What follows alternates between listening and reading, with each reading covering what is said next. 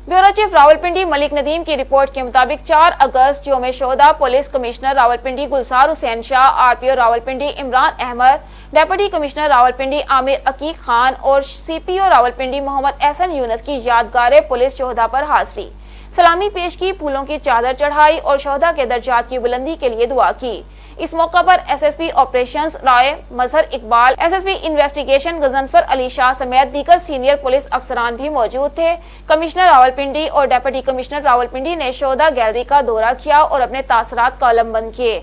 Commissioner Rawalpindi, RPO Rawalpindi, deputy commissioner Rawalpindi और CPO Rawalpindi शहीद inspector मियां मोहम्मद इमरान अब्बास के घर भी गए, शोहदा के बुलंदी दर्जात और बच्चों के बेहतर मुस्तकबिल के लिए दुआ की। तमाम मौकों पर शोहदा के अहले खाना के साथ खड़े हैं और उनके दुख दर्द में शरीक हैं। फर्ज की राह में जाने कुर्बान करने वालों को खिराज तहसीन पेश करना मेरे लिए बाइसे एहसास है।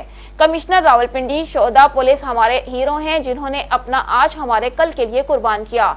आरपीओ इमरान अहमद, मुल्क व कौम की बका और अमन सलामती के लिए जानों का नजराना पेश करने वाले हमारा फख्र और महकमा पुलिस के माथे का झूमर हैं।